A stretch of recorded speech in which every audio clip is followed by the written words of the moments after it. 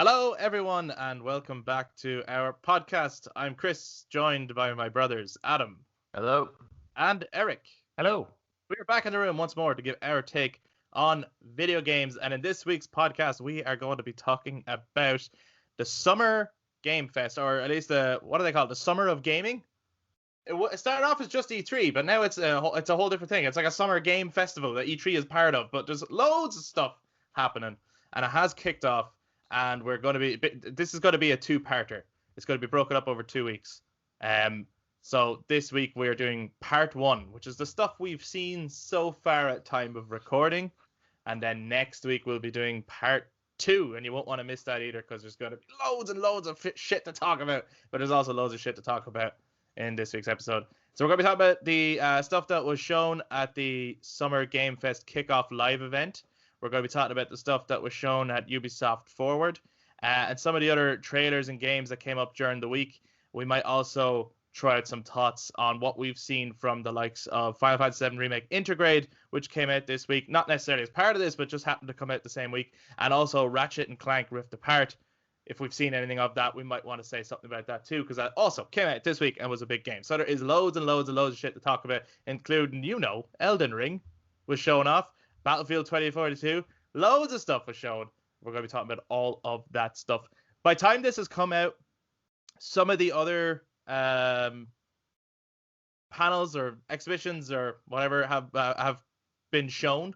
And you'll notice they're not in this one. That's just because of the time that we are recording this. They haven't happened yet. So, for example, Xbox and Bethesda's conference, by the time you're listening to this podcast, you probably will have seen that or some of the stuff from that, and we haven't mentioned it yet. It's because we haven't seen it yet, but it will be in the next episode. So you want to make sure to stick around at the Brothers Take for that to get our thoughts on that after hearing our thoughts on the stuff so far. But we'd also love to hear your take on everything that we bring up today. So if you're watching this on YouTube, be sure to jump down into the comments and let us know what you think of all the games that we bring up and also the games that we don't. There were so many that we probably won't talk about everything, and there might be something that you're like, that was my favorite. You didn't even fucking mention it. So you might want to bring it up yourselves if you want. If this is on audio platforms, you can also touch base with us on our social media, Facebook, Instagram, and Twitter at The Brothers Take. If you want to touch base with us and let us know your take on all the games we bring up and the games that we don't. Make sure to follow us as well. Give this video a thumbs up, hit subscribe, click that notification bell. You really don't want to miss all the discussions that we're going to have on this stuff and everything else that's coming up in the future. But without further ado, let's talk Summer of Gaming.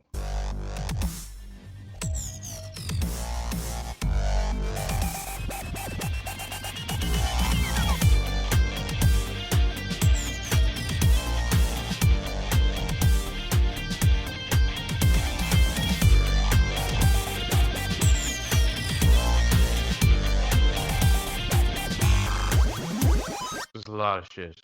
There's a lot of stuff. So much stuff. There's so much stuff. I remember, it was so much easier to keep up with it when you didn't have work. Yeah, what the hell? Yeah, it was. You could just sit down and watch it any time, and it didn't matter. Now it's like fucking hell, and trying to schedule yourself as to wait, when's that again? When am I gonna watch that? Actually, I really missed the traditional E3 conference kind thing? of.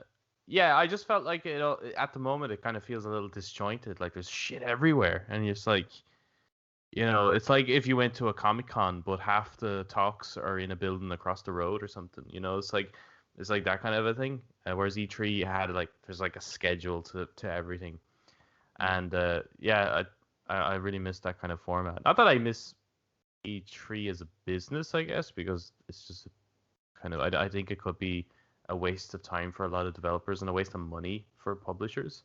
Yeah. But just the formality of it, I preferred, because at the moment it's like, well, why have Summer Games Fest also? That feels like it's eaten into E3 a bit. Well, here's the weird thing. So a lot of people seem to be calling the Summer Game Fest kickoff that's they're now referring to that as day one of E3, and there seems to be this weird are they the same thing?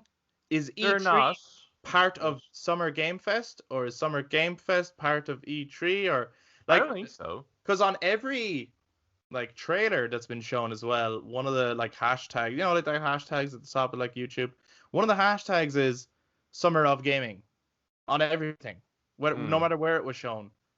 And I think it's just that it's actually all just coming under this larger bracket of the summer of gaming.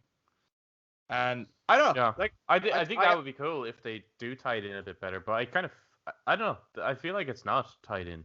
I feel no, like it's really disjointed. I they're think your really allegory of it feeling like you're at a Comic-Con and like yeah. it could even be like, oh, it's like I want to see this conference here, but there's another one starting shortly and it's in a building like across town. It's Yeah.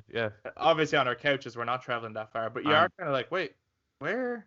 But also are you like showing the same stuff kind of gets shown sometimes too, and it's like, well, I think if there was more kind of a collaboration between everyone, like I know they're all competing against each other, like Ubisoft would like to have full control over what they show, but I'm expecting that. Well, actually, I think that's why I'm really excited for Xbox and Bethesda this year.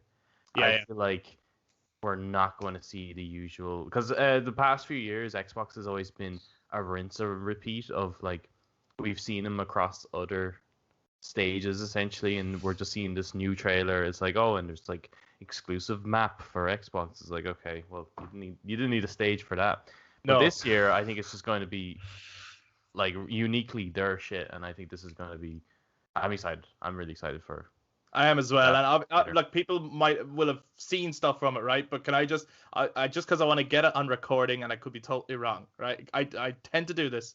I make little small predictions or whatever. Sometimes I'm right, and sometimes I'm totally off. All right, here's the prediction. I think we're gonna get, and obviously if you're listening to us now, you can check this. You will know. Can message me straight away. You'll know. You'll be listening to it going. Yo, you are so wrong. And for wrong, Danny, Chris. I'm shaking my head. I'm just like saying no. No. So, I think we're going to get a very good look at Starfield, right? Right. I feel really confident about that. Like, even look at a gameplay for Starfield. Right. And I think we're going to get... Remember before they showed... Was it last year's one? They showed just, like, a quick little... You know, it was really just to say there is going to be one. And it just said the Elder Scrolls 6. Yeah, it was showed like these green mountains. So we might get a little bit of a longer montage.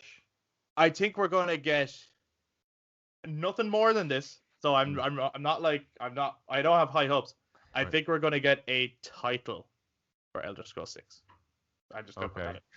That's I think if they're going to show anything on Elder Scrolls 6, which I don't know if they will, but if they do, I don't know if they will or have. Like when you're listening to this, yeah. Will or have, yes.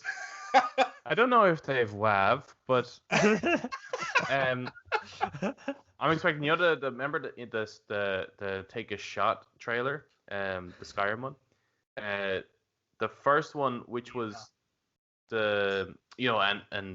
it's like the voiceover, and that shows the dragon wall, and then yeah, and then there was just a small number of clips of showing you walking through Riften, and it's like a giant, and it was very short, but you get a sense but it gave you a sense of the world. Yeah, I would imagine that would be their next trailer, that kind of thing. There's no gameplay necessarily, it's more of just a very focused shot of like the area. And I am so sorry now for bringing this up. I'm so sorry I just brought that up. Can we go a single episode without mentioning Skyrim?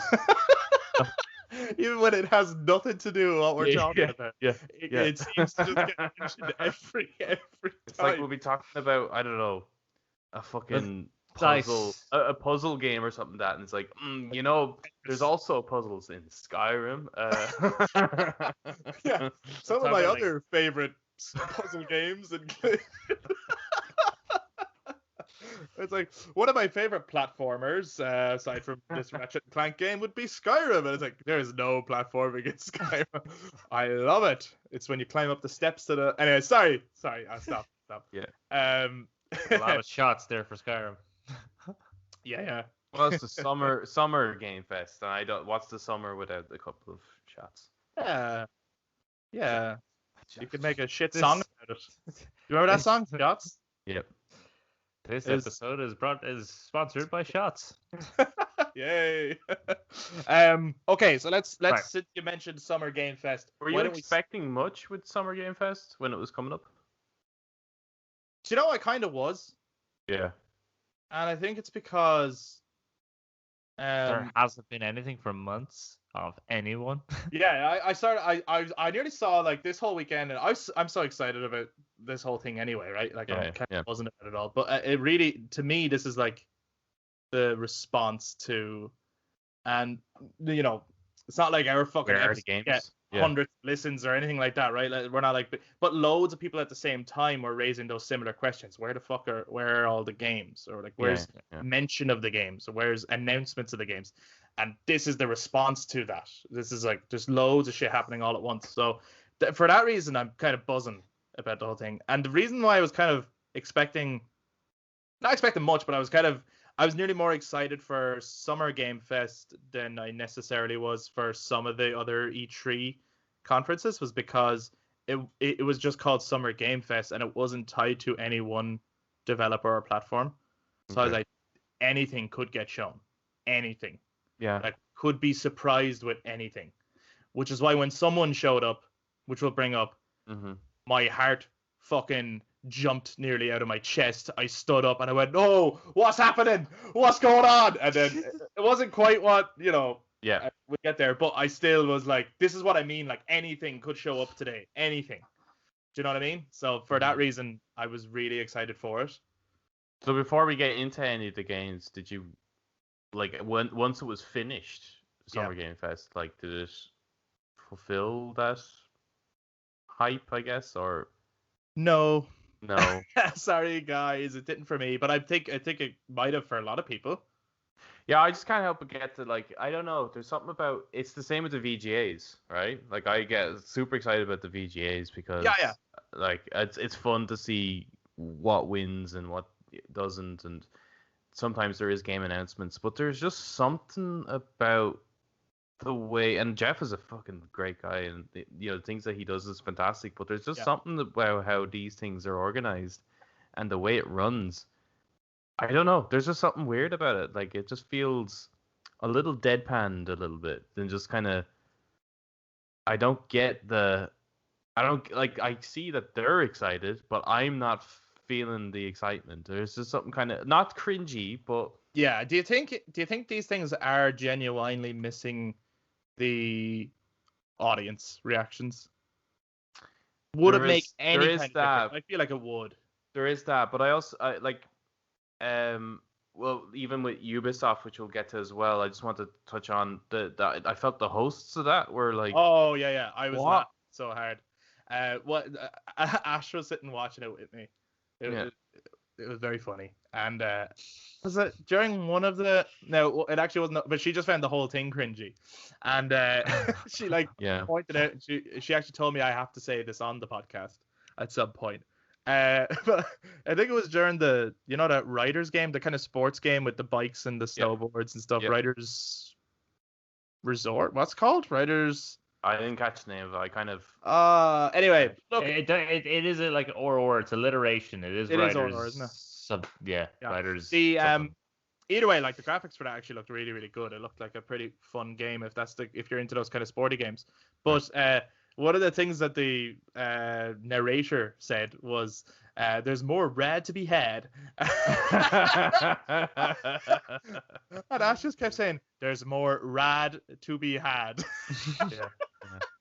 You got to bring that up on your podcast. Listen to the brothers' take, because there's more RAD to be had. What I don't understand is, because there was a clip. I caught it a little bit in one of Alana's reactions to something, and it was a chap called Khalif, I think his name is. I've seen him quite a bit. I think he's in a podcast with Alana, but he's I think he would be a games journalist, and I think Greg is also doing one from Kind of Funny. He's doing some sort of E3 coverage as well. But why aren't they the hosts? I know, it's weird. Well, that's the thing. Why get these people? Well, Greg is one of the hosts, but I haven't seen him host anything yet. Is he the host for the Xbox and Bethesda one? But I don't know. He could be the host E3 in general. Maybe maybe he's like the in betweens, or I don't know. I'm not sure. But it's like during Ubisoft, like, the two hosts are clearly just PR or something like that, working for Ubisoft. But I don't believe for a second that they're excited about anything that's been announced. why not get like genuine YouTuber journalists or whatever who love games presenting this shit. Like you want to get fucking like Jacksepticeye up here or something, or fucking like the Square Enix guys need to get Maximilian Dude in here. People who genuinely shit love it out of anything. You'd see something, you go, oh my fucking god! Like or if they got Young Ye or something like that. Oh like, man, imagine, like he will sell you anything. Just based on like how I think you should have just left it at the start of that sentence. He will sell you. Yeah, he will. Yeah, he would. But it's just because they know their shit, basically. Not that the hosts didn't know it, but I can't imagine that they didn't come across as big gamers to me in the same extent. Like the people that we're referring to have such a history of games that their vocabulary and knowledge of how games work and how games function, and even I was watching Alana's she's reacting to Kena, A Bridge of Spirits, the kind of little clip that was shown on that one, and you can hear her as she's talking. She's using like, oh, there's a bit of Pikmin, there's a bit of Zelda, there's a bit like that language. I think is important because it's hard to understand what a game is like when you're watching it. Yeah. But when you have experience of playing a game, you can kind of build a familiarity with it, which would get you kind of hyped to play the game then. And you just don't really get that. Like, RAD to be had doesn't really say much to me, as opposed to... as opposed to, like, as I was watching it, I was thinking, oh, this kind of looks like an evolution of, the Tony Hawk Pro Skater kind of vibe, that kind of thing. Yeah, I think they had a game called Sleet or Slope or some shit like that. We're having a really hard time remembering any names of anything. Well, it is Ubisoft. I don't really fucking pay attention to them. Some people love their shit. Yeah, I always find that Ubisoft have like they make great games, but not amazing games. They've never made a shit game really. Well, they probably have, but a lot of like, let's say you can't say Assassin's Creed's crap. No, I've never made a crap Assassin's Creed, but they've like. No. But it's not going to win. Steered very far away from the original concept as time. No, I know, but like when you play, pick up an Assassin's Creed, it's going to be fun. No matter what you do with it, you're going to have a good time with the game. But it's not going to be an amazing game. No, that's what I mean. And like, for me, never has been. Yeah, never was. But good games, definitely good games. Yeah. And some not as good as others, but overall pretty good. I was kind of trying to explain it to Ash actually, because she was saying, "Who are Ubisoft?" Like, what did I mean? Oh my god! Oh, for the audio audience, Ali the dog is just showing up. She looked like Valfor from... Was that his name? Not Valfor. No, Falcor. She looked like Falcor. Falcor, yeah. From the Never-Ending Story. Yeah. Atreyu! I love that Where's movie. that game? Where is the game of the Never-Ending Story? Well, actually, there's elements of that in God of War. That's why the big giant turtle thing came up, because that's what... Corey was saying the Never-Ending Story is like his favorite movie. And at one point, they showed him that design. Actually, no, they're hesitant about showing him the design. Yeah. Because it would be so expensive to make, but they knew he would love it. And they were like, well, we can't show it to you because you're going to like it. And he's like, I promise you, I won't. I just show me. Just show me. And they showed it to him, and he was like, oh, I want it. They were like, Corey, we can't. He's like, no, you have to put this in now. And anyway, so that's a little side story there. But speaking of Kena, and then we'll go on to Summer Game Fest. Yeah. Because that looks fucking amazing. With Lana. Looks great. I watched it as well. Looks brilliant. Looks really, really good. I actually liked it the minute I saw it, because it looks like that. It kind of reminded me of what like some of the Disney films are doing nowadays. Like Moana is a really great film, and Raya looks really good as well, and it's kind of delving into that sort of mythology. And the fact that that's the actual graphics is that sort of, and it's on PS4. Yeah, it looks that blew me away. Like that can run on last gen. Yeah, holy shit. Well, it looks brilliant. It has a really great art style. It looks like fun to play as well. Like, I got to see more of the combat this time around. which before I was kind of like, I don't really know what to make of I like the art and I like the design, but I don't know what to make of the combat. And having seen more of it and how fast paced it actually is, I was like, actually, this looks really fun. Looks cool. Yeah, I do wish she wasn't using a bow. Yeah, but it looks like you can use the melee attacks as much as you want to, really. Yeah. Bites me like the range attack could have, because it looks like a staff. If you used it as a staff, right? Because I just think it's a staff that becomes things, isn't it? So you use it as a staff, a spear, a bow, whatever. I thought the magic of it. I thought the range was just bow. So I was just thinking to myself, like, sure, I bet there's probably I'd say it upgrades and it does different things probably. Because the bow is like it's like a magical string. But what I like, there's so much in there that game. Like, there's fucking Zelda in there. There's a bit of like the Ori aesthetic as well, which I love. Yeah, I saw that. Yeah, I'm really, really looking forward to that game. That's their first game. Do you know who the guys are who made it? Yeah, Ember Lab.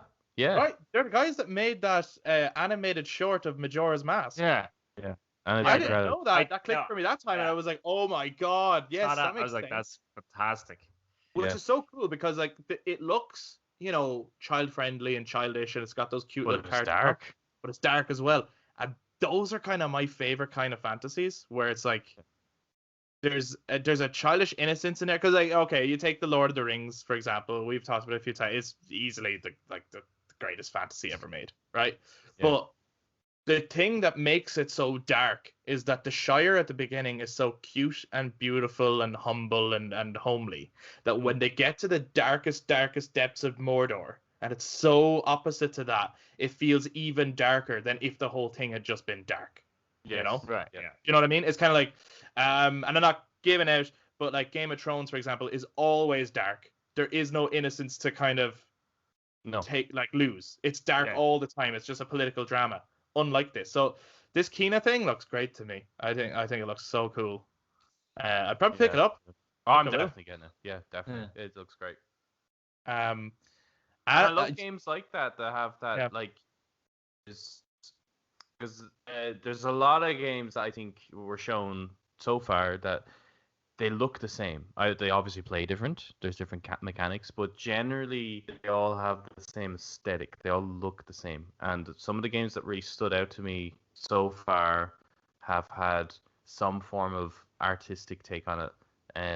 Like, I don't know, I haven't seen much of Devolver Digital, but the one that you shared with us, Chris, Trek to Yomi. Like, just the art style alone, I'm getting that game. That looks so good. Guys, if you haven't seen that, honestly, check it out. Because I know, like, Devolver, like, they did a showcase, but it wouldn't necessarily be, that wouldn't be as up there for a lot of people as, say, the likes of Ubisoft or the likes of Bethesda and this kind of stuff. But just check out Trek to Yomi. Check out the trailer on YouTube. I swear to God. If you liked Ghost of Tsushima, right? If you got Ghost of Tsushima last year and you liked that, oh my God, this game is going to scratch that like itch you have after playing that, because it looks like it's a side scroller, isn't it? It's like a side scroller. It's got one-on-one duels, really fucking violent, and it's all done black and white. It looks like an Akira Kurosawa movie. It looks brilliant. It looks really good. I saw that and I was like, wow, that looks sick. So that's another one that I'd be keeping an eye on. That looks like a lot of rad to be had. Rad to be had there. Yeah. Who says that anyway? We will. That's going to be our title, right? Oh yeah, rad to be had. Summer Game Fest Part 1.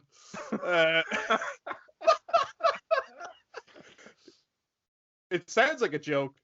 I've just now explained the title to the thing you clicked on earlier, guys. Yeah. Anyway,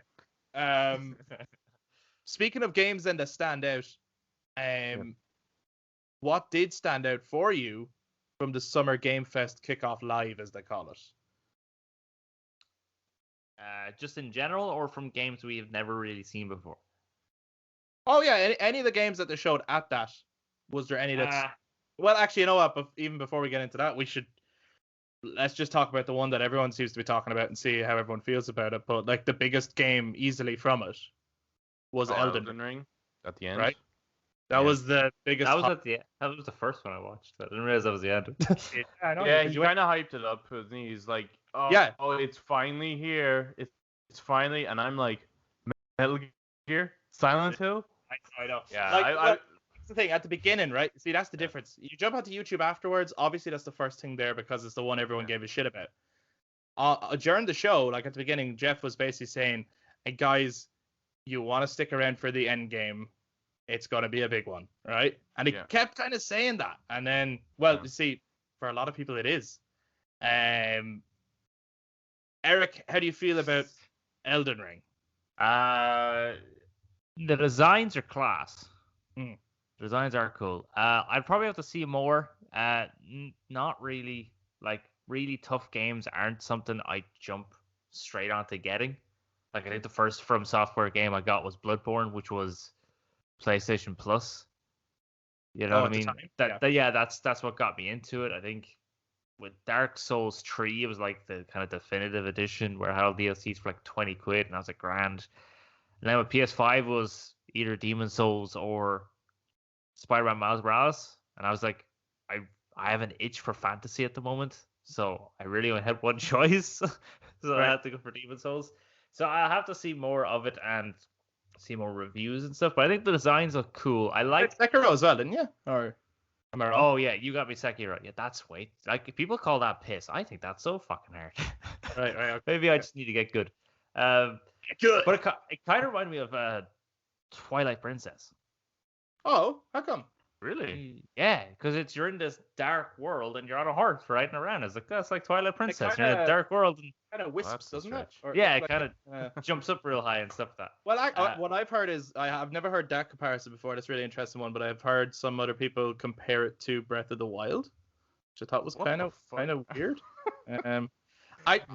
From what I gather, it's actually an open world game. Looks like it. But with the kind of Soulsborne style gameplay. I am interested to see how George R. R. Martin fits into this, because so far it just looks like a From Software game. I'm glad I assume it's his writing. Yeah, but I'm glad you brought that up. Because... Well, yeah, no, I'm assuming he's not developing the game or designing it. I'm assuming he's writing it. But the dialogue, the designs, the layout, everything just looks like that's From Software. That's pretty dark. But I imagine his kind of his take in it, or his collaboration in it would be he's designed the world, right? Maybe. So he's both the lore and stuff. Yeah, that side of things. I wouldn't say he wrote line for line the game. No, I wouldn't. I bet it's his world that he created. The characters or creatures, or he's come up with the fantasy of it, the mythology of it, and From Software has made it. That's what I imagine his involvement would be. Which would be interesting to see what he does when he's going full out with fantasy, because Game of Thrones isn't. Well, I'm sure I'm not familiar with the author, but I'm sure he's done more than Game of Thrones. Oh no, I know that, but I suppose the obvious thing is that people think of when it comes to George R. R. Martin is Game of Thrones. It's interesting to me that I think that's definitely his role in this. I think he wrote the lore and not the actual game. So it's like a collaboration that way. But I kind of thought it would be more interesting if he did write the game. Obviously he would with someone who knows how you write a game in terms of okay, if scenario B happens or scenario A or whatever.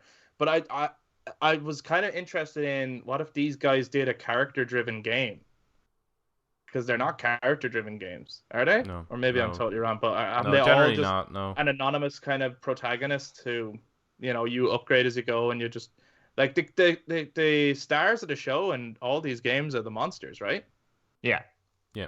Thought it would have been really interesting for just a change to make a character with apparently this game is based on or at least the monsters are based on Celtic mythology. Cool. They look cool.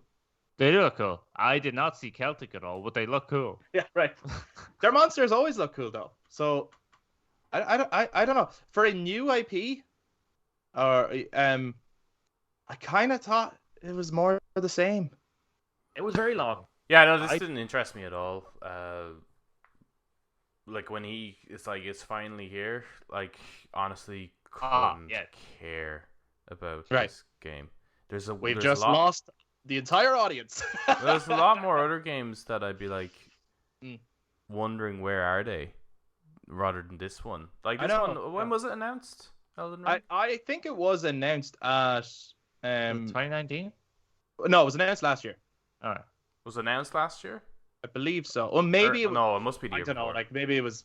Anyway, No, I don't I- feel I it thought- was yeah. long, and I personally don't feel it was long enough, really, for me to kind of go, where is it? Mm. Because we're familiar with how long games take to make, but the fact that this does just look like any other Souls game, it's like the work is pretty much done. Essentially, they just need to design their characters and design their world and make a few tweaks, but a lot of their game mechanics are very similar. Mm-hmm. A lot of the games are very similar.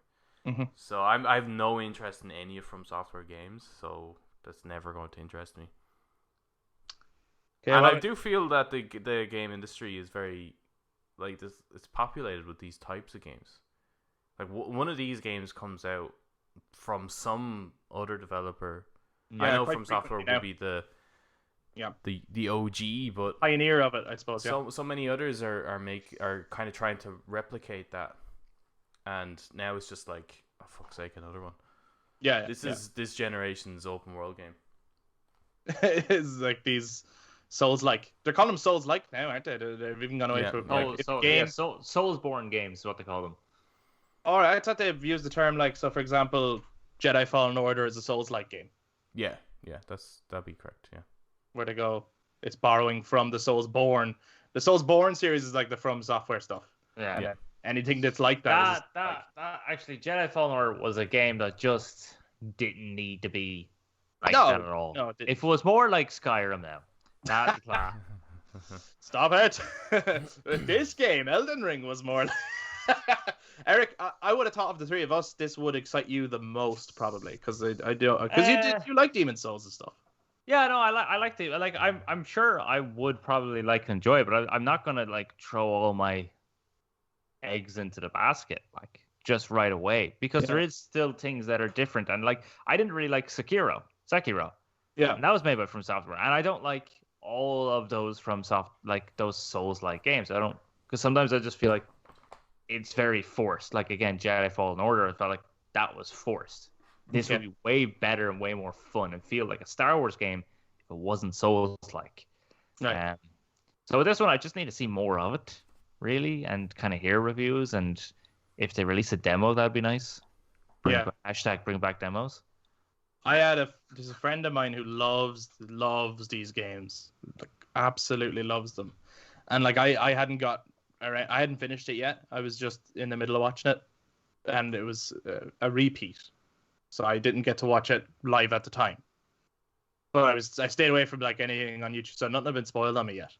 And he messaged me and he was like, "Oh, did you watch the Summer Game Fest?" So he had just finished it, and I was like, "No, I'm currently watching it now. I wasn't able to watch it at the time." I was like, "So don't spoil anything on me."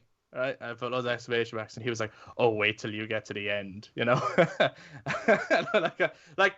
that's fair enough, because if it was something that I absolutely love, I'd probably say that to him, and he might be like, Yeah. I don't shit.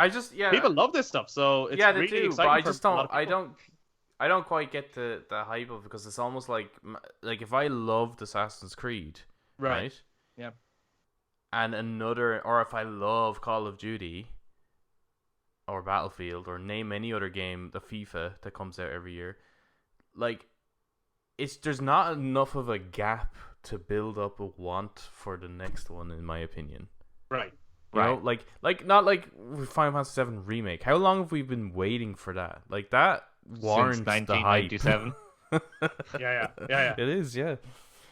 Like that warrants the hype. I think. no, And I I think just it I was- just don't quite get the like. I understand if you really really love this type of game and you're excited for the game, but the way it's been presented, it's like way to like this whole oh, it's finally here. Finally here, as though we've never had one of these games before. I get what you're saying. I get what you're saying. No, I yeah, think I get what you're saying. Yeah. I think for a lot of people, I suppose, they have been talking about it every day since it was first announced. Like if it's their thing, and for a lot of people, I think it didn't matter what it was going to look like or what it was going to play like. They heard two things. They heard From Software and George R. R. Martin. They're fans of the Dark Souls games and they're fans of Game of Thrones, and they just think, wow, I can only like this. This is, you know what I mean? I think that's fair, and I think that is a good point that Eric brought up. Is like, well, we still need to see what George brings to it.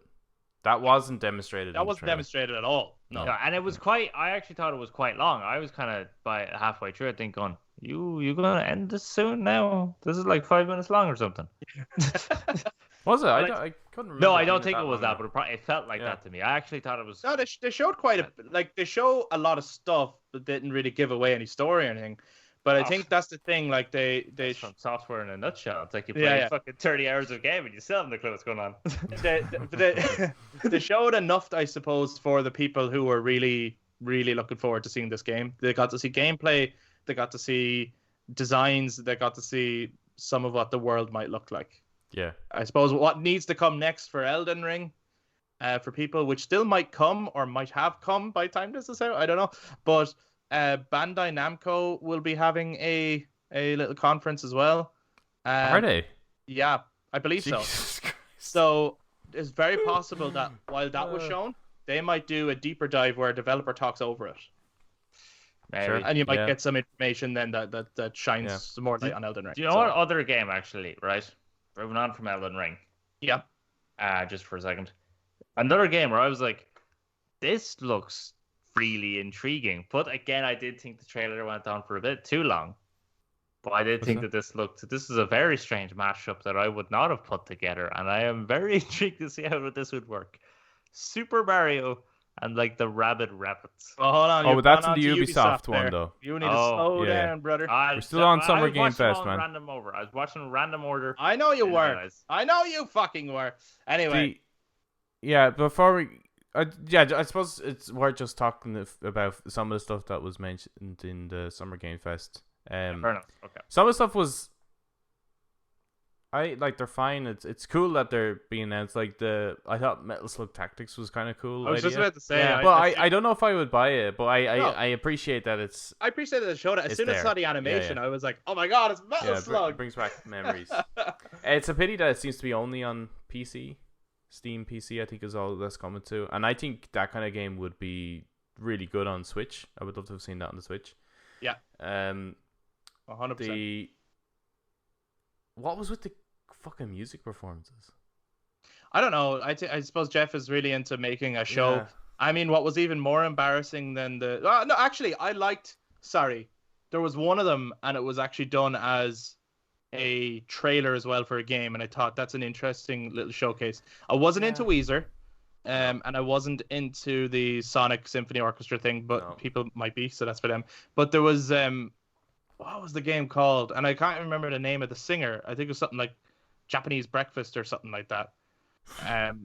Yeah, I know, but I would. I thought that was really cool because like the stage and everything behind her turned into the trailer as she was singing, and I thought that was pretty cool. I would have just preferred to have seen the game, though. I just don't see. Right.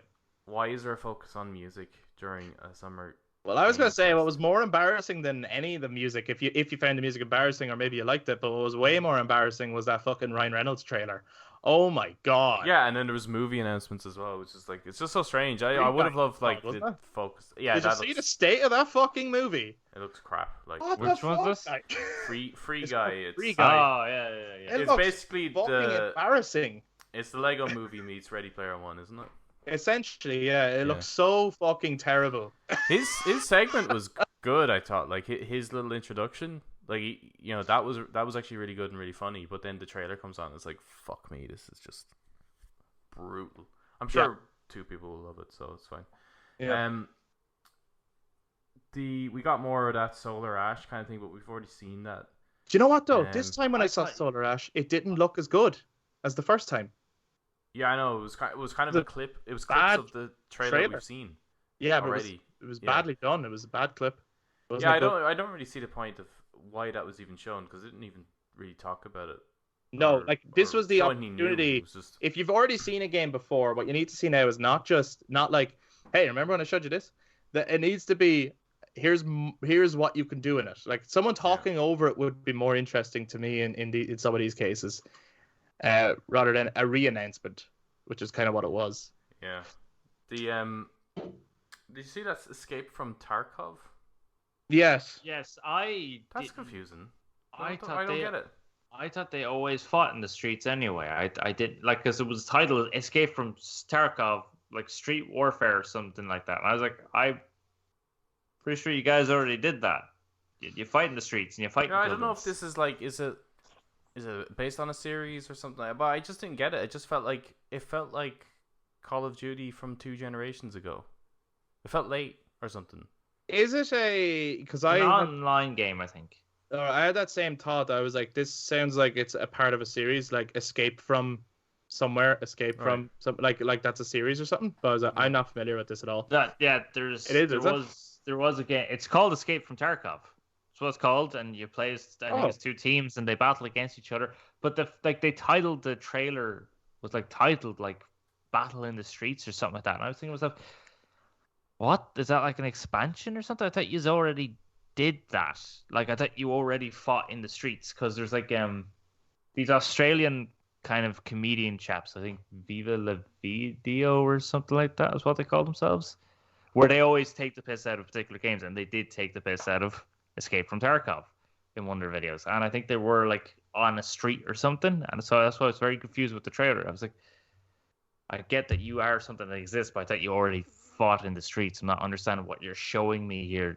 Is it new? Is it not new? So I think someone talking would have been handy to explain what they were showing. Yeah. It was strange. I mean, it just looked like a mode in a Call of Duty or something, or a Call of Duty expansion, even though it's not. It kind Call of looked Duty like the at all. Chernobyl mission in COD 4. Yeah. I got that vibe as well. And it just felt dated. Another game I thought was actually this one really stood out to me was Planet of Lana. I was about to bring it up. I thought that looked really good. And I think that's an Xbox exclusive. Yeah, or at least it is coming to PC maybe, but it's coming to Xbox and PC. It's a Microsoft exclusive, I suppose. Yeah, you could call it. So finally, I can give my Xbox One some usage. It looks fantastic. Looked brilliant. Really I thought that looked really, really cool. I thought it was really interesting artistically. Like the artwork was cool. I love that type of game as well. That kind of it's like inside Limbo style of gameplay, isn't it? And I bet you it's gonna have a gorgeous score. Yes. You kind of know looking at it, it's like that's gonna have a gorgeous score, and at some point, and they it's did gonna say it make was hand painted. Cry. Isn't it? It's hand painted. Yeah. Yeah. Already. Like that's sold. beautiful. So, like it's that type of thing. Kind of shit. The Kena Bridge of Spirits and the what you say that was Trek to Yomi or Trek to Yomi, yeah. Where they have an art style, yeah. Yeah, like that's the stuff that really stood out to me so far. I agree. Like, really artistic stuff. And I think as well, that is, I have to say, that is one of the good things about stuff like this, right? You will discover, You discover shit like that. Like that kind of stuff can really fall under the radar if it had to stand on its own 2 feet. But if you're like, say, and most people were going into this for like things like Tiny Tina's Wonderlands or Elden Ring, right? This kind of shit that they're into. They happen along the way. They happen to see these things and go, "Oh, that looks kind of interesting. Maybe I'll check it out." You know what I mean? Like there's that is cool that these smaller games do get kind of a chance to go check this shit out that you might have never even tried looking at on YouTube on its own because you might just scroll past it. But if you're watching a whole conference and it comes on, then you're suddenly watching it. So I appreciate that. I think that's what's good about these kind of platforms. As well as getting these cool big hype announcements or whatever. Did you guys even connect in the beginning? Actually, just because Tiny Tina Wonderlands is another one that a lot of people are hyped for. Did you even connect that was Borderlands or connected to Borderlands? Yes. I did based on the art style. Right. I knew based on the title being that like I was watching each one individually on YouTube, and it was Tiny Tina. I knew Tiny Tina was voiced by Ashley Burch, I do believe, and was in Borderlands. So I knew clicking. It was when the dragon came to. I was like, wait a minute, is this something else of just similar that Tiny No, it Tina is just something happens to have? else. It's something They else. did say it is its own game. It's not actually anything to do with Borderlands, but it's Also- what it is. It's based on, apparently in Borderlands, there's like a D&D style fantasy game in it, and this is based on that. So this is like the world of that game. yeah. And Right. Tiny Tina is like the dungeon master, but apparently Okay. she's fucking nuts. So take what you want from that. It's going to be goofy, weird, wild. It's an RPG game, fantasy with like D&D kind of inspiration in it. But you've also got that, I suppose, Borderlands sense of humor and manic. I've never played Borderlands, but I'm aware of its kind of, Style. its style and its character. So, it's strange that I first heard of Borderlands because of Telltale. Didn't they do a Tales from Really? the Borderlands or They something? did. Yeah, Yeah, they did, yeah. Remember? And that's when I was like, "What's that?" Because I always thought they made games based on other properties, which it is. But I didn't realize they would make games based on other games. I thought that was kind of weird. And so then I looked that up. Then I was like, "Tales from the Borderlands, is that like a comic or something?" And then I looked it up. I was like, "That's another game. Why would you make a game based on a game?" It's weird. Anyway, so that was that. What caught your attention the most then from Summer Game Fest before we move on to Ubisoft? Well, before there's just I thought for some reason the Evil Dead game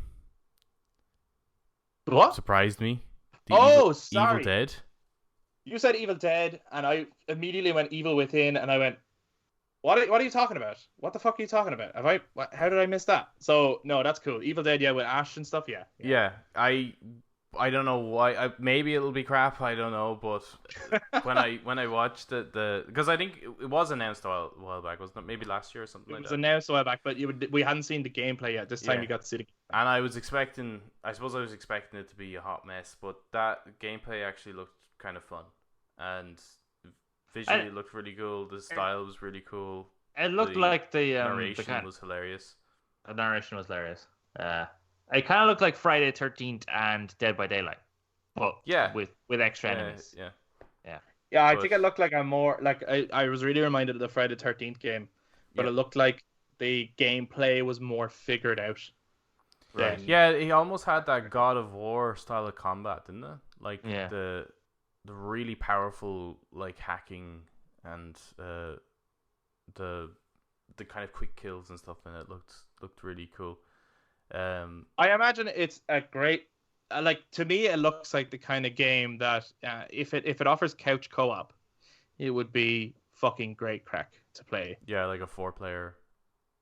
Yeah. And when we can all meet up again, couch co-op games and playing games on couches is going to be a thing, and that's going to be fun. But I personally wouldn't be interested in getting it to play like online with someone. No, I don't know if I would get it. I just think it shocked me that it looked way better than I thought it would. Right. Essentially. Yeah. Yeah. Like it even like visually as well. Like the graphics and everything were great.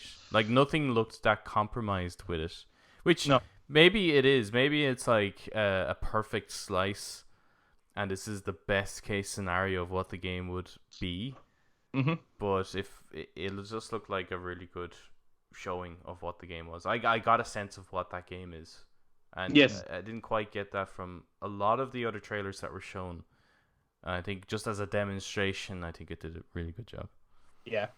I'd agree. I thought you got a good sense of what the game is at. The only thing I hate about those kind of games is like you might kill someone and then you unlock a silly ability and then A little goofy hat. just the silly shit like that they put in these kind of games, and I fear that for some of the Ubisoft stuff, which we'll get to as well, where I'm just like, why can't you make a good game? There was a first-person shooter game. Yeah. That was like it looked like Halo matched with Portal. Was that Ubisoft or Summer Game Fest? I don't know. It depends on the game. Yeah, The first-person shooter. It's a hard topic. It was a red team versus pretty much a blue team in an advanced looking place, and you shoot portals and you could go through places, and it was a multiplayer. I haven't I seen didn't see that. it. I didn't see that I one. haven't seen that anywhere. So That could be Okay. Devolver, no? I don't know. might have been a Devolver game. Or would it be Gearbox? Could be. Could be. I'm I not understand familiar. that we I didn't see we it. didn't catch everything. I Yeah. put that out there as well. Not all of us caught everything, but because there's a lot out there. What's from Summer Game Fest then? Most excited? I'm gonna say you, Adam, because Yep. Eric's gonna be like, I don't know which was what. Well, it was the third announcement, wasn't it? It was like we For have me, a it was as special. well. It was the special guest, Yeah, and it was like, "What are you doing? Metal Gear sounds just like that." Yeah. Um, Yeah. It's like, Yeah. I have heard that MGS2 music before. and What it the is, fuck yeah, are you it is doing? MGS2, isn't it? It is. And It he fucking was- is. I was like, what are you doing? And even the layout of the area was like, this is Yeah. a little kind of VR mission / Shadow Moses-y a bit. Yes. You're looking at a box. There's oranges in it. This is like Death Stranding's director's cut, and it's like, okay, but why is it full of Metal Gear references? What the fuck's going on here, Kojima? Yeah. And then he starts talking about, which I thought was hilarious actually, when he said about like he has a habit of predicting the future, Yeah. Right. and then he says that this future came a little too soon, and that he hopes to make Stop doing games. that. Yes, focus on changing his outlook on what entertainment could be, and he started mentioning things about post 9/11 and all this kind of stuff, and I'm like. There's a connection again, like the whole 9/11 thing with MGS2. That was a very prevalent relationship, wasn't it? It was big time. Yeah. So, big time. what are you doing? What are you doing, Kojima? I just, as soon as he came on the screen, right? Well, Yeah. what was it? Jeff was talking about how it's like, okay, this next guy, we're gonna have to talk to him early on because it's like 3 a.m. in the morning where he is or whatever, blah blah blah. Yeah. I was like, okay, that has to be because I remember from the Game Awards they announced, Final Fantasy 7 Remake getting its award before the show even started because of the time difference with Japan, right? It's why it didn't feel like it was part of the showcase, but it's so that the developer could actually receive the award and speak on behalf. Mhm. So I was like, this has to be someone in Japan. Who the fuck is it? Oh my god! And then Hideo came on. I was like, oh, it's Kojima-san. I was like, holy shit! What's gonna happen? What's gonna happen? And then they had a conversation, and it was just really interesting to hear, obviously, his point of view on things, and that he's obviously working on something, but he's not ready to show anything yet. He's very, very early stages of something, but you're like, that's cool, that's okay. I can wait. Whatever it's gonna be, I can wait because Kojima, you're just a genius. And I knew as well, like, it's like he never just leaves. He never does that. That's not the kind of guy he is. It's like, and he didn't even make a big thing of it. It was just like, okay, well, bye, Kojima, then, thanks. Jeff, just one more thing, and then and that was it, and then just the trailer. And I was like, what are you doing? Yeah. What are you doing right now? I know for everyone else that Elden Ring and Tiny Tina's Wonderlands and stuff like that was their biggest hype. Honestly, I came out buzzing for this Death Stranding. I've never played Death Stranding. And I had said that I'm going to play it eventually. I'll get around to it because I really, really admire Kojima. And I admire his mind. And I've heard a lot of people say, oh, it's a crap game. And I've heard other people say it's an amazing game. And that kind of polarization is interesting to me. And I'm like, I kind of want to see what Kojima's done with this experience. Now I'm going to wait. For director's cut, yeah. Now I'm going to play the director's cut. Yeah, Well, fuck him for making me want to buy it twice now.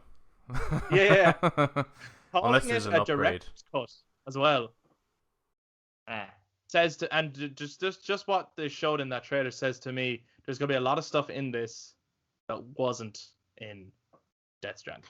That's what's mad to me. It's like there's more. So Death Stranding is like really long. Do you remember when I was like messaging you going, this game is still I've been playing the end for 6 hours. Oh yeah, the end goes on. Does drag. But I got it alone off you, Adam, and I loved it.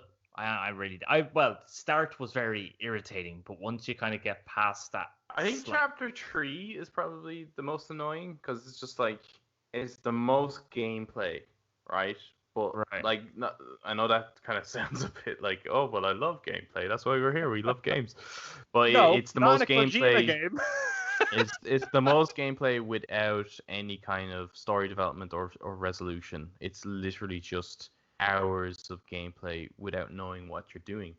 So Right. I think maybe the director's cut is like better pacing and like he has more story plotted throughout would be really nice. But yeah, I would definitely pick up the director's cut. Is chapter 3 the one I think where it's chapter 3, sorry. it's when you first entered the actual map? I think so. Because that's the part when I got invested. That's Oh, interesting. okay. Cool. It was the when Depends you on who you are then. it's when you first have to deliver stuff, and those inky guys come along and they keep messing with you, and I'm getting really annoyed because I'm not used I to the think it game was yet. chapter 3. I can't really remember. I can't really remember which is the one that involves the snow, basically. Oh no, that's not chapter 3. That's chapter 5, is it? yeah, that's like chapter. I love chapter 5 as well. I honestly, once you get into You the love the actual gameplay. I loved walking. I was just give me walking and nothing Well, I else. was from any of the footage I saw, I thought the environments looked really impressive. Beautiful. But here's It's the very other thing that beautiful. got me hyped. Right? This Right. is see, I feel like people looked at that and went, yeah, grand, whatever. It's the PS5 version of Death Stranding is coming. It's going to be like this whole integrated thing and all that. I was like, I don't think people are thinking about this enough. And he said there's more to come, right? So there's going to be either a state of play or a Sony event where Kojima is showing this off and some of the differences about it. A while back, we did an episode on the whole Last of Us remake rumor, right? Yes. Something came to my mind. Adam, you had highlighted that it's like one of the reasons they might be doing this before they make a new game on the PS5 is to like revisit one they've already made and just figure out the technology. I see. You see where I'm going with this? And we've been saying for ages, think about what Kojima is going to do when he gets his hands on the PS5. I feel like what he's doing here, well, he might be adding a few things just because it's like, well, I have a chance to revisit this. I think Death Stranding Director's Cut is going to utilize the fuck out of haptic feedback. Yeah, probably. Especially because of all that environmental kind of gameplay. Mm-hmm. And I'm like, now I'm kind of, in a way, I'm glad I've never played it. I feel like this is going to be the definitive edition, like the director's cut of Blade Runner. I feel like it's going to be like you know, if you only ever saw the one to experience. I'm fucking hyped for it now. Yeah, I'd be excited to see because Death Stranding did look really, really impressive, and I can only imagine what the draw distance and loading speed and frame rates would all be like on the PS5. I don't think textures and lighting or character models will improve, but just other shit is going to be enhanced, and I think that's going to be exciting. I do hope when you are delivering off your Just Eat parcels to everybody, that it's way faster though. You know, you have to like faster. You have to like hold X to access the menu, then to press X, and then you have to press X again, and then it loads up the pizza and the Dominoes and everything, and then you have to like press X and then square and hold X. I need to like press X like 15 times or something before it even gets to the end. Yeah, there's a lot of inventory. I hope he reworks that. I wouldn't imagine so. I'd say that'll stay as is. Probably. Because I think it would require a restructuring of how the game would work. But yeah, it's just so like, why is this jam-packed of Metal Gear? Pagan's boss texted her it was like, what the hell is with that Kojima thing? And her response was, I think that's Kojima tiptoeing around a lawsuit. Well, I mean, he can't get in trouble for putting in Metal Gear references, can he? No. But if he goes off and makes a Metal Gear game, he sure can. Yeah, unless of course, I think wasn't it the rumors that Sony was pretty much trying to get their hands on making it, and who are you gonna there's only one person you're gonna hand it to, then, isn't it? Yeah. Basically, and I would be 100% behind this, right? Because that amazing franchise is just trapped now. Yeah. Under a developer that doesn't seem to care about it or want to do anything with it. Sony needs to take, and I'm not trying to bitch about Konami, right? I do think there's going to be a resurgence of Konami. I think they're going to make some awesome games in the future because I think they've had to look at what they're doing. The fact that they pulled out of E3, they have something I really do think they're going to show something later in the year. Probably Silent Hill more than anything else. But I would be fully behind Sony taking Metal Gear Solid off of Konami and giving it to Kojima for Kojima Productions to own Metal Gear Solid. That'd be amazing. I just think that should happen. But I do think it's cool that he's kind of like, I don't know if that was just a little made trailer thing, or if he's saying that in the director's cut there's going to be extra content that's like, or like maybe a mission that's like a Metal Gear Solid inspired mission. Yeah, I would say so. I'd say that kind of shit will be in it. Yeah. I think What it I is going found- to be. Just actually analyzing the trailer itself. Yeah. What I thought was really interesting was all the corpses in that large warehouse that was very clearly laid out like the nukes and everything. But I thought it was very interesting because you have all those soldier chaps obviously patrolling it. They look like but the bodies don't stay dead for long before they essentially become an atomic bomb. Yeah. In the world of Death Stranding. So I am interested to see what is the plot to that, because you're not going to show that as well and not do unless anything it's with it. like a terrorist organization of some sort. Like, what's interesting in Death Stranding is that it's so much easier to make a bomb now, because all you have to do is just shoot someone and hold on to them. So you could be smuggling bodies, and you could be freezing them to prevent, what do they call it, the narcosis or whatever. I think so. Yeah.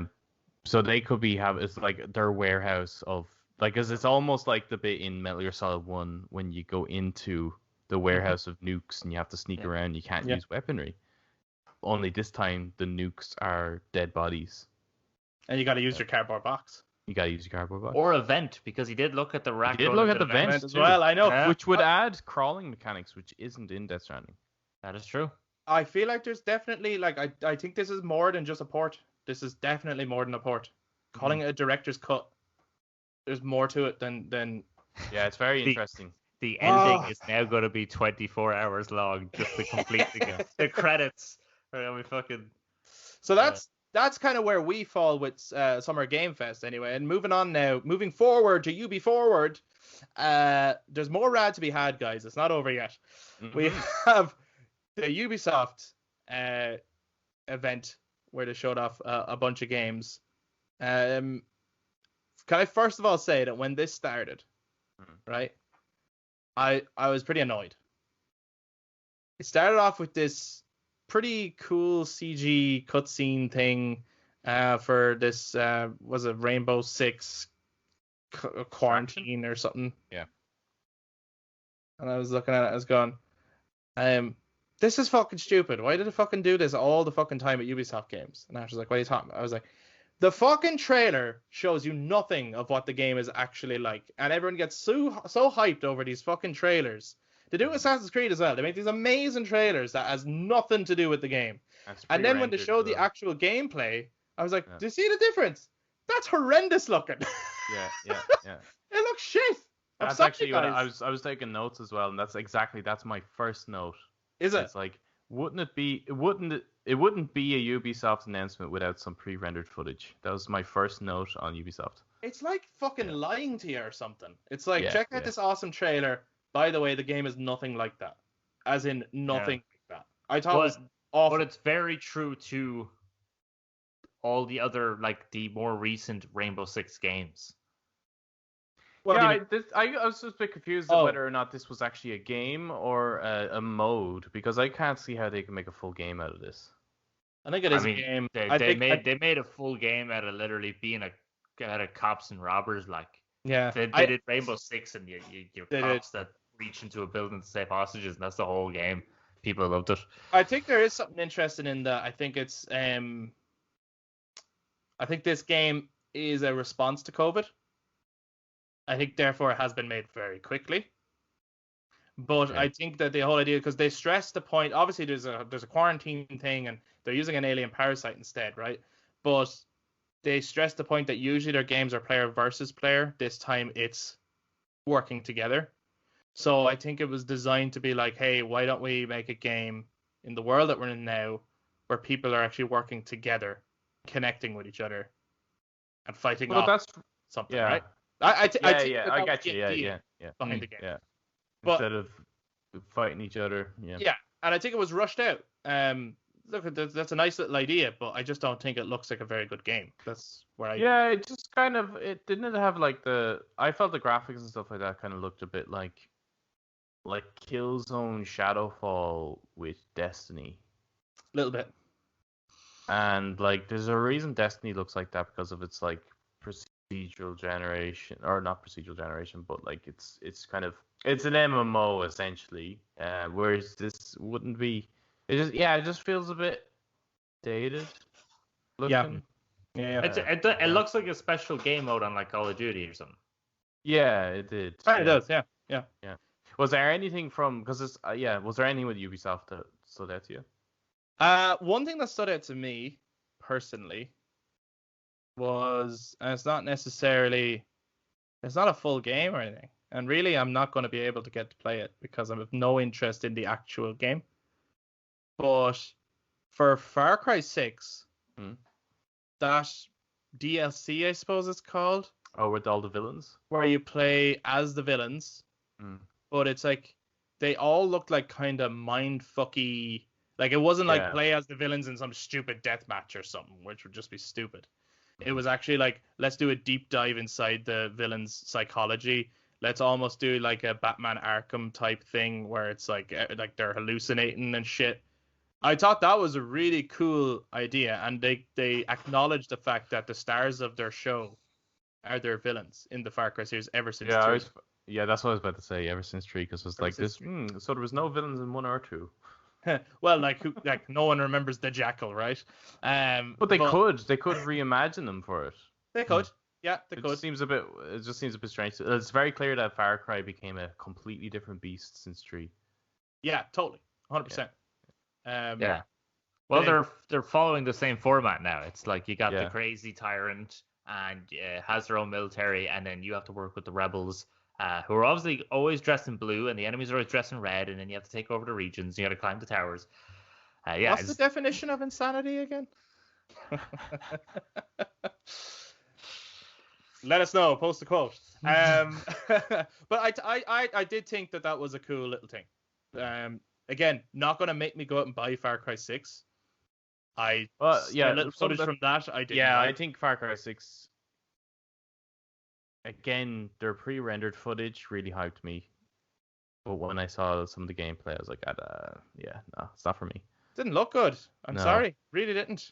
And actually, to give them credit, I thought I was impressed with, and again, I don't have the game, but I was impressed with some of the additions that they're making to Assassin's Creed Valhalla. I agree. Yeah, that actually, to some extent, makes me kind of want the game. And the fact that they're saying Discovery Tour. That's cool. That is in Odyssey and Origins, I do believe. Yeah, it is. But I'm more interested in the Anglo-Saxon Viking. Yeah. I'd be more interested to learn about that history. Plus, I didn't know that the DLC in Ireland had already released. I didn't know that had come yet. Yeah, it did. Yeah. Game where you can play in Ireland. Fucking that's cool. Did you ever see the trailer for it? Only a teaser. I haven't seen much of it. It's the least Ireland-looking Ireland I think I've ever seen. What, is it beautiful or not? It's very verdant green, which is like Ireland, I suppose. Very mountainous, but just doesn't look like Ireland. Like its topography is just completely wrong. Okay. You'll understand when you watch the trailer. Okay. I'll have a look at it. I think they have Martian swamp in it as well, and it's like they didn't do like a Ghost of Tsushima on it where they go and visit the place and try and doesn't look like it. No. Okay. But no, and I thought what else excited me about that Valhalla presentation, for me personally, I don't know how other people feel about it, because I was half expecting another Assassin's Creed announcement, which I was like, oh, here we fucking go. Yeah. But they went, and we're delighted to announce we are going to be, what's the word they use? Like supporting Valhalla well into its second year. I was like, brilliant! You're only concentrating on that game for another year. Yeah, it was like that's good. And the updates are free, which I thought was brilliant. Yeah, that's pretty hats good. off to them. That's very not Ubisoft to do that. It's very Witcher era CD Projekt Red. Yes. Yeah.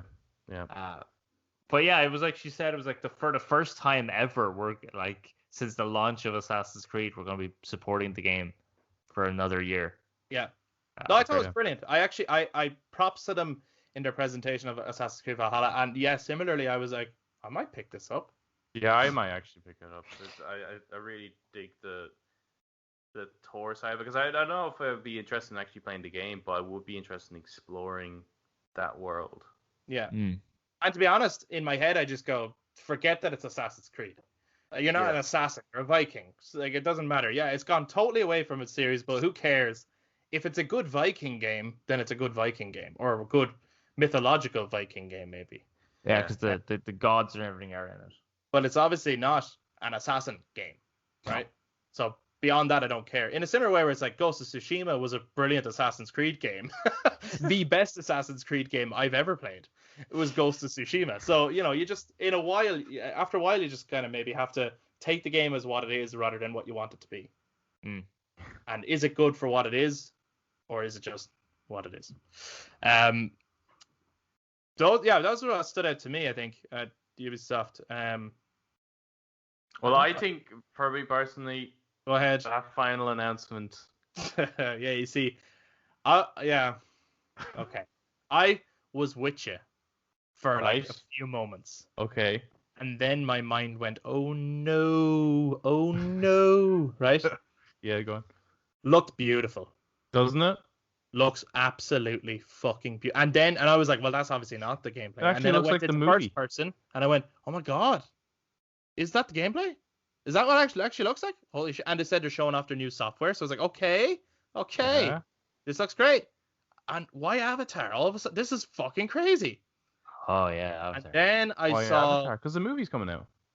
I know, but like, we haven't even seen anything of that movie. Is what I mean. Like, it's not tied into anything at the moment. Okay. And then I saw the soldiers. All And I was right. like, was this going to be player versus player? Rather than like I didn't get that from it now. maybe like a narrative story about a tribe member. Is this going to be like you play as the soldiers or the Avatar? Is this going to be like Aliens, Colonial Marines kind of shit? I don't think so.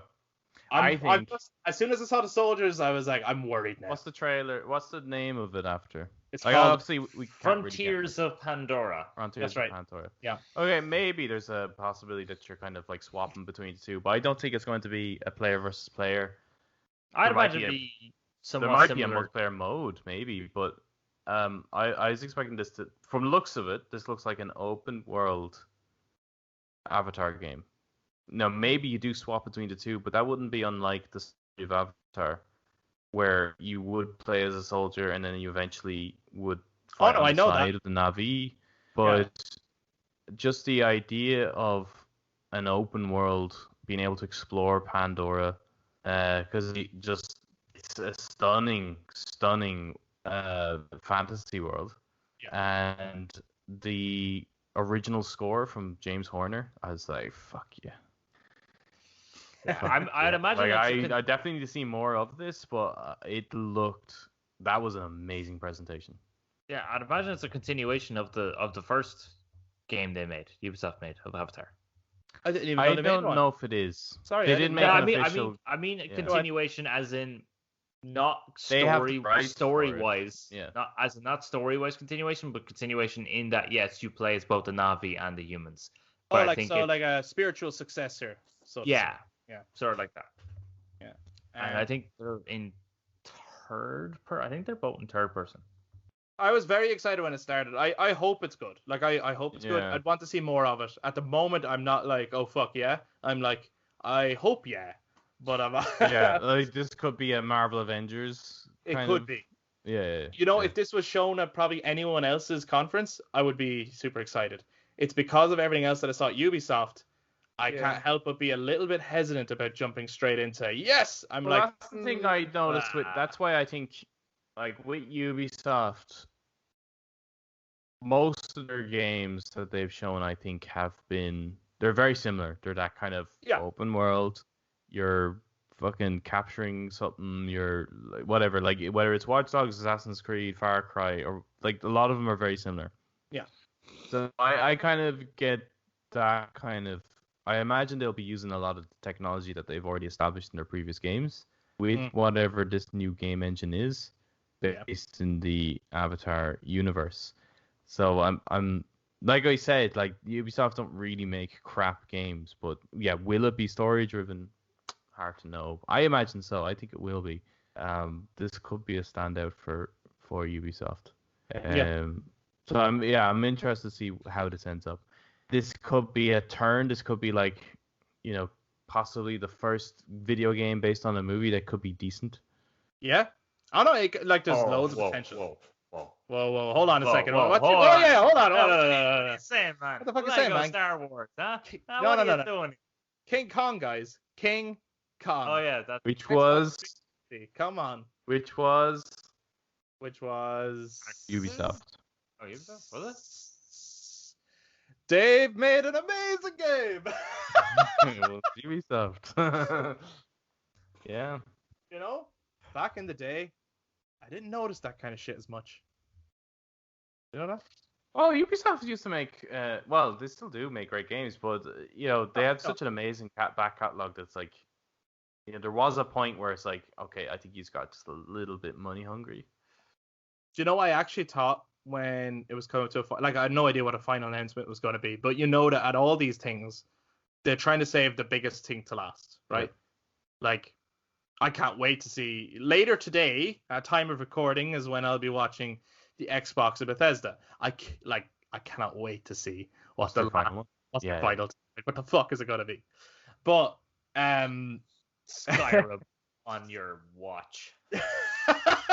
But I was trying to figure out what it might be for Ubisoft. I was like, I don't think that'll be the next Assassin's Creed. I thought it was going to be Beyond Good and Evil. I thought it was going to be a Splinter Cell game.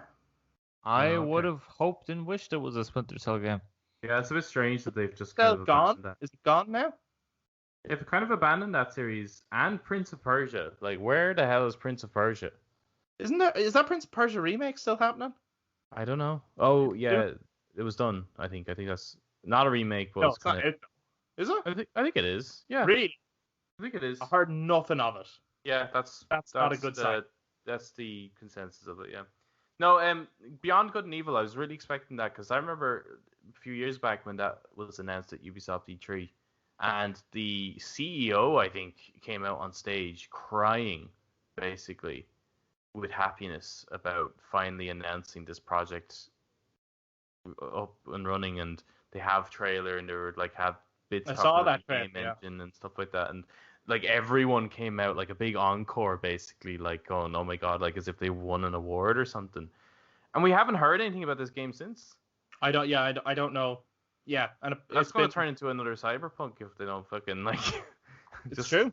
It's true. Like, yeah. Where is this game? If you wait too long for a game, it can never fulfill the hype. It's a similar thing happened with Final Fantasy 15. No, but I mean that from the time it's actually announced. Oh, right, yeah. Not from like, oh, I just want them to make it. Final Fantasy 15, for example, was in development for 10 years. Now, wasn't badly slated like Cyberpunk or anything like that. No. But I think pretty much everyone who played it was like, it's fine. Yeah. You know what I mean? Like, it's good. It's good Final Fantasy. Is it as good as you're waiting for the next, like, for 10 years for the next numbered Final Fantasy? No, it's not.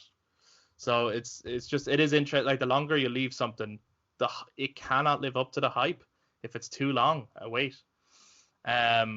Anyway.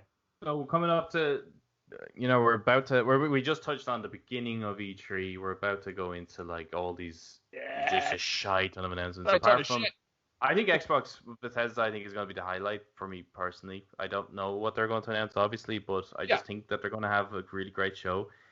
Is there anything else you're really looking forward to? I was hyped for Warner Brothers previously. Yeah. And then it has been kind of rumored that they're not, like, I don't know, like, apparently they have a showcase, but they're only showing one game, which is the Back 4 Blood game. Oh yeah. Yep. But I'm like, that's them. Yeah, I'm like, that's not a showcase. What the hell? Like, what the fuck is going on? I'm hoping that's all just crazy rumors, and I'm hoping that we see something, because they had so many things lined up. I get that DC fandom later this year probably wants to show Gotham Knights and Suicide Squad at that, so I understand that. But I'm like, but what about NetherRealm? And what about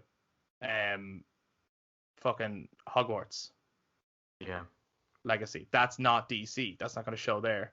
It was Yeah. delayed to next year. People were, no, I'm not the biggest Harry Potter fan in the world, but people were excited for that game when it was shown. It looked interesting. I'd like to see more of it. I'm a bit worried about that one. I was excited for it. I'm kind of interested to see what shows up at Square Enix though. Yeah, Square Enix has been my one. Yeah. Really looking forward to that. Because like they have a great catalog of shit anyway. So. Did it. And I think we're going to see see what- more 16. That's my Yeah. theory. I Yeah. think we're going to see a bit of Final Fantasy 16, and I don't think wonder if we might get like maybe even just a small little trailer a remake. No, or remake part 2. No. no. They know you've got Intergrade now. Go enjoy that. Play that. You'll be talking about that. You don't need a trailer from us for that because you've got that now. Right. I'm telling you, no, we're not going to see any remake. Okay. But I wonder if there was any truth to that weird Final Fantasy Origins rumor. We might see that.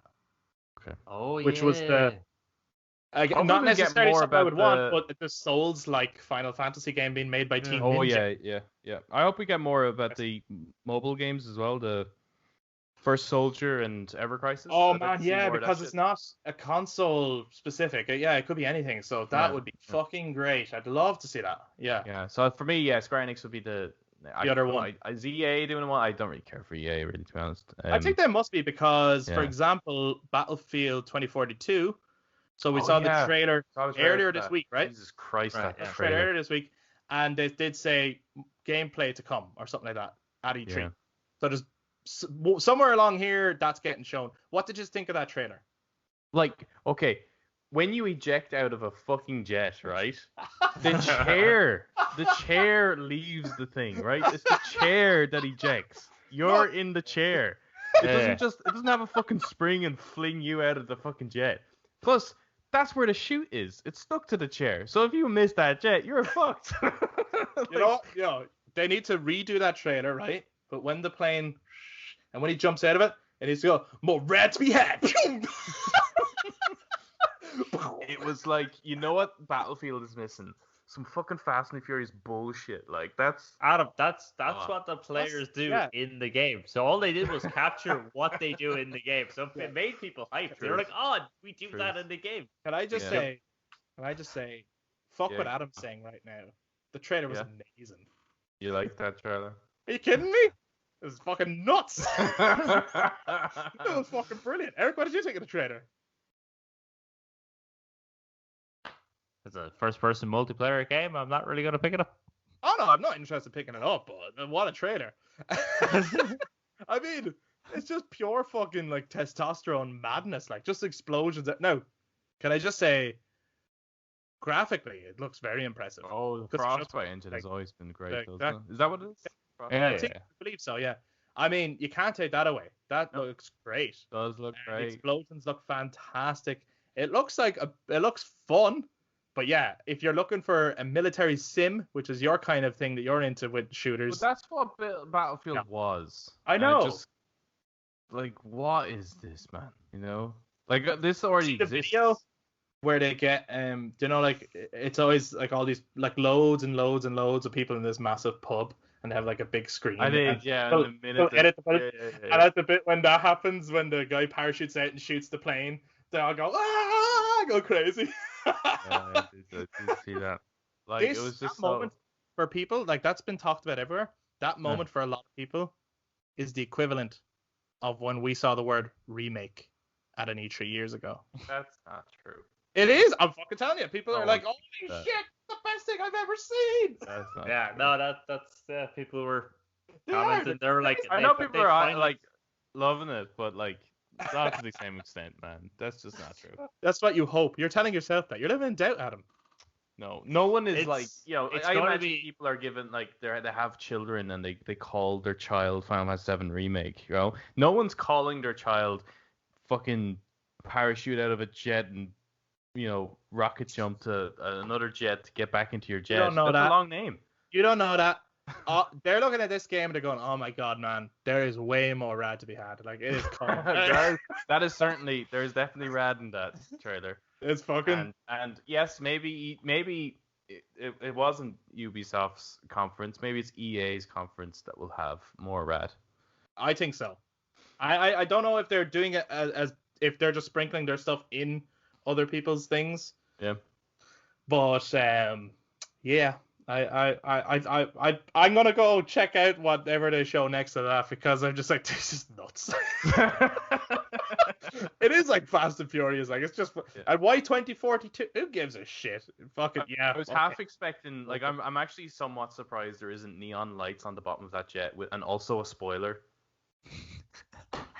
There will be. Yeah. Your jet. Customize your jet. Yeah. And when you customize your machine gun to also have a spoiler and neon lights. Do you know Can you what? get hydraulics in your machine gun so that every time you fire, it'll like do this? I didn't care that the It's called recoil. I didn't care. Yeah. What's the opposite to a compensator? So how do I get more recoil out of my gun so it looks cool? I didn't care when he ejected out of the jet and happened to do the crazy shot, and you're just like, wow, that's well timed for a trailer. That's pretty cool. When he got back in, I was like, that's stupid. Yeah, you were kind of half expecting to just parachute. Parachute in. Also, Gets back in the jet and starts flying again. well, space is limited in a jet. How the fuck did they fit an entire rocket launcher in it and was able to take it out and have it prepped? Adam, like, or was that in his back pocket? Like, Adam, what the Adam, fuck? hold on. I need to clear the space here. Adam, you are thinking about jets in 2021, man. These are 20. This is 2042. And they know that this is in 2042. There's a seat behind the seat. And when you eject out, that seat comes forward. And you get back in. And the seat you're on, it transforms into the rocket launcher. So yeah. The thing is though, like, the trailer was like It's a good trailer. It's a Michael Bay film. Well, no, it was pretty normal. It's like, okay, I mean, there's a little wacky, but it's fine. But then there's like, that is just so out of left field. Like, it was just like who came up with that and thought that was fine? Like, yeah. Next, it's like they should be like, oh, and what if we had like, we definitely need to do a sequence. Actually, is this in a Fast and Furious movie where they have like a plane and a tank comes out of the plane? Yeah. Yeah. That's the That's the kind of level of shit that we're talking about here. Or there's the A-Team where they fly a tank. Yes. What the yes. Yeah, that's gonna be a Battlefield too. Oh, that's the most shockingly disgraceful thing I've ever seen. They though, from that trailer straight away, that's a day one purchase for so many people. Like, yes, buy. Yes. More of that, please. Yes. Sucked up by tornadoes. Class. Yeah, how many people are going to attempt that? I think that's probably the thing with it as well, is that like it's now going to be this event of people trying to hashtag rocket jump out of a jet, essentially. I actually think they're pretty much daring people to try it. Yeah. People do it anyway. I've seen videos of people that they got it from the players doing it, and that's why the players have done that. Not getting back into the plane. They do it to get back in the jet. Shut the fuck up. Oh, is that why people are so excited about it? Because they're like, oh, they're acknowledging the shit that we've done. Yes. So this is their equivalent of so this is their equivalent of the Joker saying we live in a society. Yes. People were looking at the trailer, and the trailer embodied how they play the game. So more RAD had already been had.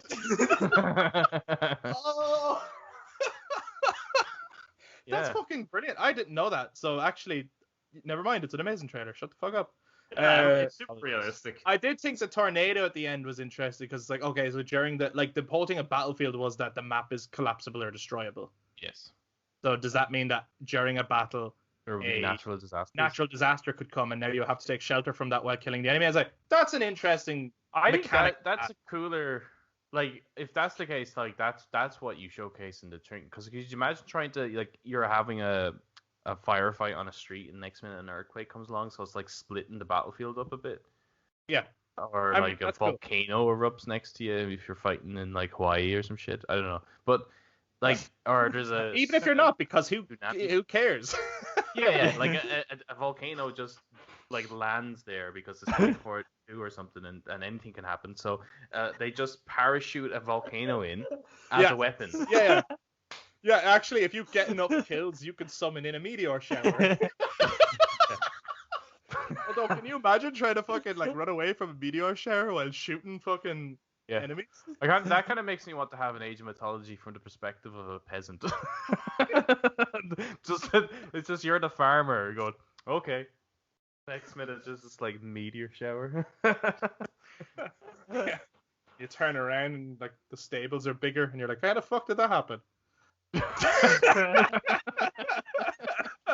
There's just way more people. Yeah. Shit. Yeah. It's all happening. You're only seeing that person's perspective. You're not seeing the side world. Yeah. Okay, so just before we finish up today then, right? So that's this is again part 1 of the summer of gaming.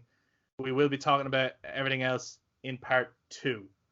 Jesus. We might have to split it up a little bit or do like a bonus as well during the week, guys. So do check that out as well if that happens. But just before we finish up, I just want to ask: there's 2 games that actually came out this week.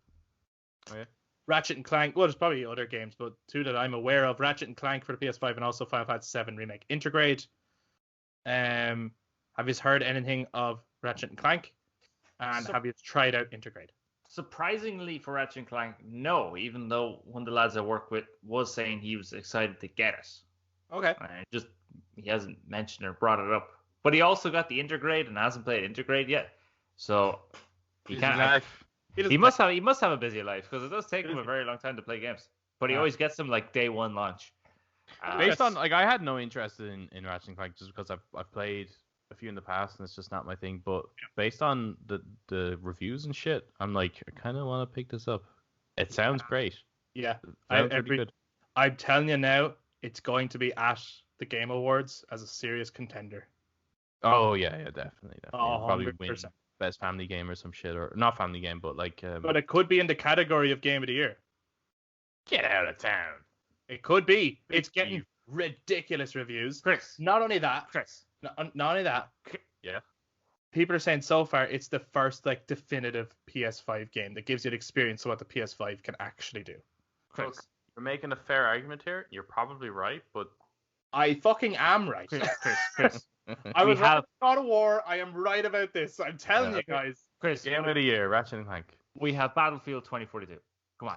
Exactly. And you rocket jump out of a fucking exactly. I'm not saying it's going to win. Sorry, I'm not saying it's going to win. I'm saying it's going to get it's going to be a nominee. Look, as long as it has some rad to be had, I'm sure it'll do fine. I bet you it fucking does. Yeah, Ratchet Clank looks great, and I've heard only good things about it. How about Intergrade then? Have you tried it out yet? Yes. Very briefly. I haven't. Well, not Intergrade, but the PS5 upgrade. Yeah. I don't have Intergrade, so I haven't tried that yet. But the first initial impressions were 60 frames is really nice. It's odd switching it back to 30. I was like, fucking hell, how did I play it like this? Visuals, bit of improvement. Mm-hmm. Main thing, the door is improved. They fixed the door. They fixed the door. They fixed the door. And in all honesty, when you see the door fixed, it's like, how the fuck did you not fix this door originally? It's not like it's not like the best looking door ever. No, it's can't wait to see it because I haven't seen the door yet. I've only done the bombing run because I was just like, I just want to get a feel for it. And I tried out the photo mode. I noticed photo mode isn't great actually. It's not as interesting as I'd hoped it would be. I still haven't seen as good a photo mode as Ghost of Tsushima yet, in my opinion. Last of Us has one. Yeah. Last of Us is a good one as well. I thought one cool filter for Final Fantasy might have been, what's his name? Do you know the original artist who used to design like all the covers and stuff? Final Fantasy? Cool. If they'd added that as a filter, that would have been fucking... Like, it's impossible. You can't do like real close macro shots of each character because as you bring the camera in, they disappear. Yes, yeah. And so it's a bit very limited. I appreciate having one, and I'm looking forward to using it at certain moments, but I don't think I'll be like going crazy to use it. But yeah, I just did the bombing run just to see how it feels, and so far I'm like, this feels great. And I noticed a little bit of haptics, not so much with Cloud, but with Barrett. I noticed a bit of haptics. And there's a much sharper vibration as well on the controller whenever Cloud gets a flashback versus the PS4 version. So I thought that was cool because I'm looking forward to the moments when that happens more frequently and it's going to feel more intense. But yeah, still have to get through it all. And I've downloaded the Yuffie mission or chapter or whatever. Intermission, isn't that what's called? Mission. Yeah. I haven't touched it yet. So what's going to happen, guys, on the podcast is next week we'll be focusing on everything else that we haven't touched yet that comes up for the rest of E3 and this whole Summer Game Fest thing. So we're doing part 2 of that. I'm talking about Xbox and Bethesda, Square Enix, Warner Brothers. So make sure you check that out. And then the following week, hopefully, we will have all had a much more gameplay by that point with Intergrade. Maybe we will have touched the Yuffie chapter. We'll see how we're all fixed with schedules and stuff. But the following week, we would hope to get around to talking about Intergrade as well. So do make sure to check us out for all that stuff. You don't want to miss it out. If you're listening to us on YouTube, you can jump down into the comments. Let us know all your thoughts on everything that happened. Tell us which game gave you the most rad to be had. We'd love to know. And if you enjoyed this, please do give us a thumbs up, hit subscribe, and click that notification bell. Helps us out a bunch. And plus, then you won't miss the next conversations. If you listen to the audio platforms, such as Spotify or Apple Podcasts, you can touch base with our social media, Facebook, Instagram, and Twitter at The Brothers Take. So let us know what your favorite games have been so far, what games you're looking forward to, and also if you've been playing Integrated, Ratchet & Clank or whatever, are you enjoying them? Please don't spoil them, but just tell us, are you enjoying them? You can also hear more from me by checking out another podcast that I'm on that releases episodes weekly called The Plot Heads, where we talk movies, TV shows, and pop culture with my good friend, Mr. Danny Cunningham, who was a guest on The Brothers Take before. So please do go check that out too. Guys, thank you so much for listening today. We'll be talking to you guys next time. Bye-bye. Bye-bye.